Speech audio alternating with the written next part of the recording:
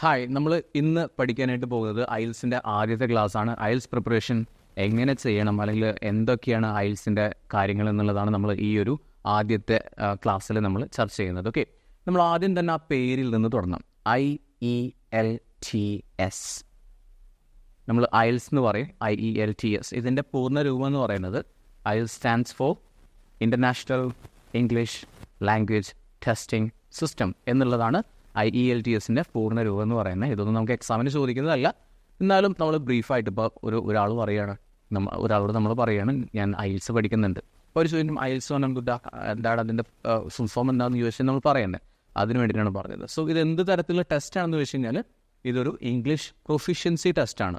നമ്മുടെ English language, നമ്മുടെ proficiency English ലാംഗ്വേജിൽ നമ്മൾ എത്രത്തോളം പ്രഗത്ഭരാണ് ഇംഗ്ലീഷ് സംസാരിക്കാനായിട്ട്, എഴുതാനായിട്ട്, വായിക്കാനായിട്ട്, അതുപോലെ തന്നെ കേട്ട് കഴിഞ്ഞാൽ മനസ്സിലാക്കാനായിട്ട് എത്രത്തോളം നമുക്ക് കഴിവുണ്ട് എന്ന് ചെക്ക് ചെയ്യുന്ന ഒരു പ്രൊഫിഷ്യൻസി ടെസ്റ്റാണ് ഐൽസ് എന്ന് പറയുന്നത്. നമുക്കറിയാം ഈ ലോകത്ത് ഒരുപാട് രാജ്യങ്ങളുണ്ട്, ഓരോ രാജ്യത്തും പല പല ഭാഷകളുണ്ട്. ഓക്കെ, പല രീതിയിലാണ് അതിൻ്റെ പ്രൊനൗൺസിയേഷൻ വരുന്നത്, മീനിങ് വരുന്നത്, ആൻഡ് എൻറ്റയർലി ഒരുപാട് വ്യത്യാസങ്ങൾ വരുന്നുണ്ട്. ഓക്കെ, അപ്പോൾ ഇതൊരു സ്റ്റാൻഡർഡൈസ്ഡ് ആയിട്ടുള്ള ഒരു ടെസ്റ്റാണ്. ഓക്കെ, നമുക്കറിയാം ഒരുപാട് രാജ്യങ്ങളിൽ, ഇപ്പോൾ ഇന്ത്യ അടക്കമുള്ള ഒരുപാട് രാജ്യങ്ങളിൽ ഇംഗ്ലീഷ് സംസാരിച്ച് വരുന്നുണ്ട്. ഓക്കെ, ഇന്ത്യയിലായിക്കോട്ടെ, ചൈനയിലായിക്കോട്ടെ, ജപ്പാനിലായിക്കോട്ടെ, അമേരിക്ക, കാനഡ, ഓസ്ട്രേലിയ, ഇവിടെ ഒരുപാട് സ്ഥലങ്ങളിൽ എന്ത് ചെയ്യുന്നുണ്ട്, ഇപ്പോൾ ഇംഗ്ലീഷ് സംസാരിച്ച് വരുന്നുണ്ടെങ്കിൽ കൂടിയിട്ട് ഇംഗ്ലീഷ് മാതൃഭാഷയായിട്ടുള്ള കുറച്ച് രാജ്യങ്ങളുണ്ട്. ഓക്കെ, കാനഡ, ഓസ്ട്രേലിയ, ന്യൂസിലൻഡ്, അങ്ങനെയുള്ള കുറച്ച് രാജ്യങ്ങളാണ്. ഏകദേശം ഒരു 8ഓളം രാജ്യങ്ങൾ വരുന്നുണ്ട്. പക്ഷേ മാതൃഭാഷയായിട്ട്, അല്ലെങ്കിൽ എന്താ പറയുക, ഫസ്റ്റ് ലാംഗ്വേജ് ആയിട്ട്, നാറ്റീവ് ലാംഗ്വേജ് ആയിട്ട് ഉപയോഗിക്കുന്ന ചില രാഷ്ട്രങ്ങളുണ്ട്. അത്തരത്തിലുള്ള രാഷ്ട്രങ്ങളിലേക്ക് നമ്മൾ പഠിക്കാനായിട്ടോ അല്ലാന്നുണ്ടെങ്കിൽ ജോലി ചെയ്യാനായിട്ട് പോകുന്ന സമയത്ത്, ഫോർ എക്സാമ്പിൾ നോക്കാം, നമ്മളൊരു യൂറോപ്യൻ കൺട്രിയിലേക്ക് ജോലിക്ക് വേണ്ടിയിട്ട് അല്ലാന്നുണ്ടെങ്കിൽ സ്റ്റഡീസിന് വേണ്ടിയിട്ട് പോകുന്ന സമയത്ത് നമുക്ക് എന്തറിഞ്ഞിരിക്കണം, ഈ ഒരു ഇംഗ്ലീഷിൽ പ്രൊഫിഷ്യൻസി ഉണ്ട് എന്ന് നമ്മൾ പ്രൂവ് ചെയ്തിട്ടുണ്ടായിരിക്കണം. ഓക്കെ, അപ്പോൾ അതിന് വേണ്ടിയിട്ട് കണ്ടക്ട് ചെയ്യപ്പെടുന്ന ഒരു ടെസ്റ്റാണ് ഈ ഐൽസ് എന്ന് പറയുന്നത്.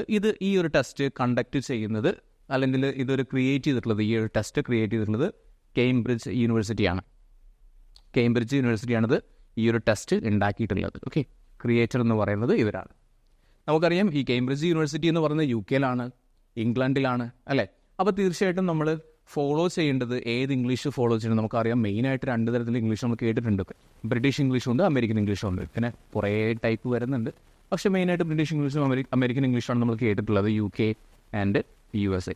ഓക്കെ, സോ നമ്മൾ ഇംഗ്ലീഷ് ഇമ്പ്രൂവ് ചെയ്യാനായിട്ട് നമ്മൾ മിക്കവരും പറയുന്നൊരു കാര്യമാണ്, നിങ്ങൾ ഇംഗ്ലീഷ് ഫിലിംസ് കണ്ടു കഴിഞ്ഞാൽ നല്ല രീതിയിൽ നിങ്ങളുടെ ഇംഗ്ലീഷ് ഇമ്പ്രൂവ് ആവുന്നുള്ളത്. പക്ഷേ ഐൽസിനെ സംബന്ധിച്ചിടത്തോളം കേംബ്രിഡ്ജ് യൂണിവേഴ്സിറ്റിയാണ്, ഇംഗ്ലണ്ടാണ്, UK ആണ്.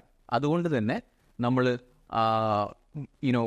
ഹോളിവുഡ് ഫിലിംസ് അധികം കാണുന്നത് കൊണ്ട് ഭയങ്കരമായിട്ടുള്ള ഒരു ഇമ്പ്രൂവ്മെൻറ്റ് നമുക്ക് ഐൽസിൽ കൊണ്ടുവരാനായിട്ട് സാധിക്കില്ല. എങ്കിൽ കൂടിയും നിങ്ങൾക്ക് ഇത്തരത്തിലുള്ള ഫിലിംസ് കാണുന്നത് ഹെൽപ്പ് ചെയ്യും. ഓക്കെ, അപ്പോൾ നമ്മൾ പറഞ്ഞു നമ്മുടെ കേംബ്രിഡ്ജ് യൂണിവേഴ്സിറ്റിയാണ് ഈ ഒരു എക്സാംസ് ക്രിയേറ്റ് ചെയ്തിട്ടുള്ളത്. അപ്പോൾ നമ്മൾ വിചാരിക്കും ഇനി നമ്മൾ കേംബ്രിഡ്ജ് യൂണിവേഴ്സിറ്റിയിലോട്ട് പോകേണ്ടി വരുമോ ഈ ഒരു എക്സാം അറ്റൻഡ് ചെയ്യാനായിട്ട്? വേണ്ട. എല്ലാ രാജ്യങ്ങളിലും എക്സാംസ് അറ്റൻഡ് ചെയ്യാനായിട്ട് ബ്രിട്ടീഷ് കൗൺസിൽ, IDP എന്ന് പറയുന്ന 2 ഓർഗനൈസേഷൻസിന് ഇവരെന്ത് ചെയ്തിട്ടുണ്ട്, ഇതിൻ്റെ റെസ്പോൺസിബിലിറ്റി കൊടുത്തിട്ടുണ്ട്. നമുക്കറിയാം ഇപ്പോൾ കേംബ്രിഡ്ജ് യൂണിവേഴ്സിറ്റിയാണ് ഈ ഒരു എക്സാം ഉണ്ടാക്കിയിട്ടുള്ളത്. ഈ എക്സാംസ് കണ്ടക്ട് ചെയ്യാനായിട്ടുള്ള അതോറിറ്റി കൊടുത്തിട്ടുള്ളത് ആർക്കൊക്കെയാണ്? British Council and IDP Australia. ഇവർക്ക് 2 പേർക്കുമാണ്, അല്ലെങ്കിൽ ഈ 2 ഏജൻസികൾക്കാണ് എന്ത് കൊടുത്തിട്ടുള്ളത്, ഈ ഒരു റെസ്പോൺസിബിലിറ്റി കൊടുത്തിട്ടുള്ളത്. അപ്പം നമ്മൾ വിചാരിക്കും British council, IDP Australia, this one is better, ഏതാണ് കുറച്ചുകൂടി നല്ലതായിരിക്കും? ആക്ച്വലി ബ്രിട്ടീഷ് കൗൺസിൽ ആണെങ്കിലും IDP ആണെങ്കിലും രണ്ടും സെയിം തന്നെയാണ്. രണ്ടും സെയിം ആണെന്ന് പറഞ്ഞാൽ ഡിഫറെൻ്റ് ആയിട്ടുള്ള ഏജൻസീസ് ആണ്, പക്ഷേ വാല്യൂവും കാര്യങ്ങളൊക്കെ സെയിം തന്നെയാണ്. മനസ്സിലായോ? പാറ്റേൺ സെയിം ആണ്, എല്ലാം സെയിം ആണ്. ഫോർ എക്സാമ്പിൾ കേംബ്രിഡ്ജ് യൂണിവേഴ്സിറ്റിയാണ് ഇവർക്ക് ആവശ്യമായിട്ടുള്ള ക്വസ്റ്റ്യൻ പേപ്പറും എല്ലാം കൊടുക്കുന്നത്.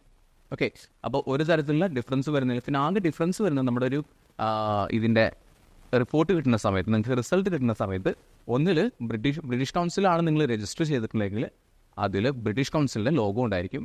അതുപോലെ തന്നെ IDP ആണ് നിങ്ങൾ രജിസ്റ്റർ ചെയ്തിട്ടുണ്ടെങ്കിൽ നിങ്ങളുടെ സർട്ടിഫിക്കേഷൻ നോക്കുന്ന സമയത്ത് അതിൽ ഒരു മൂലക്കലായിട്ട് എന്തുണ്ടാവും, IDPയുടെ രജിസ്ട്രേഷൻ്റെ IDPയുടെ ഒരു ലോഗോവും കാണാൻ പറ്റും. ഇതാണ് ഇവ തമ്മിലുള്ള വ്യത്യാസം എന്ന് പറയുന്നത്. എക്സാമിന് ഏകദേശം 15 ദിവസം മുന്നെയെങ്കിലും എക്സാമിന് രജിസ്റ്റർ ചെയ്യാനായിട്ട് നോക്കുക. എങ്കിൽ മാത്രമേ നിങ്ങൾക്ക് സ്ലോട്ടുകൾ അവൈലബിൾ ആയിരിക്കുള്ളൂ. ക്ലിയർ ആണ്? ഓക്കെ. ഏകദേശം ഒരു 15 ദിവസം മുന്നെങ്കിലും നിങ്ങൾ എന്ത് ചെയ്യുക, എക്സാമിന് രജിസ്ട്രേഷൻ ചെയ്യാനായിട്ട് നോക്കുക. എങ്കിൽ മാത്രമാണ് ചിലപ്പോൾ നിങ്ങൾക്ക് ഡേറ്റ് കിട്ടുന്നുണ്ടാവുക. അല്ലാന്നുണ്ടെങ്കിൽ ചിലപ്പോൾ ആ ഡേറ്റ് ഫില്ലായി പോകാനായിട്ടുള്ള സാധ്യതയാണ്. മനസ്സിലായോ? അപ്പോൾ ഇത്രയും കാര്യങ്ങൾ മനസ്സിലായിരിക്കുന്നു. ഇനി നമ്മൾ മൊഡ്യൂൾസിനെ കുറിച്ചിട്ടാണ് പറഞ്ഞത്. ഏതൊക്കെ തരത്തിലുള്ള ടെസ്റ്റുകൾ വരുന്നുണ്ട്, എങ്ങനെയൊക്കെയാണ് ചെയ്യേണ്ടത്, അല്ലെങ്കിൽ ഇതിൻ്റെ ക്രൈറ്റീരിയാസ് എന്തൊക്കെയാണ്, അവരെന്തൊക്കെയാണ് നോക്കുന്നത്. സ്പീക്കിങ്ങിനാണെങ്കിൽ നമുക്കറിയാം ഗ്രാമർ, ഫ്ലുവൻസി, പ്രൊനൗൺസിയേഷൻ, വൊക്കാബുലറി, ഇത്തരത്തിലുള്ള എല്ലാ കാര്യങ്ങളും നോക്കും. അപ്പോൾ ഇതിനെക്കുറിച്ചിട്ടൊക്കെ നമ്മൾ വരുന്ന ക്ലാസ്സുകളിൽ ഡീറ്റെയിൽ ആയിട്ട് തന്നെ പഠിക്കുന്നുണ്ട്. അപ്പോൾ കുഞ്ഞൊരു ഐഡിയ കിട്ടിയല്ലോ, എന്താണ് IELTS, ആരാണ് കണ്ടക്ട് ചെയ്യണമെന്ന് മനസ്സിലായല്ലോ. അപ്പോൾ അടുത്ത ക്ലാസ്സിൽ നമുക്ക് കാണാം.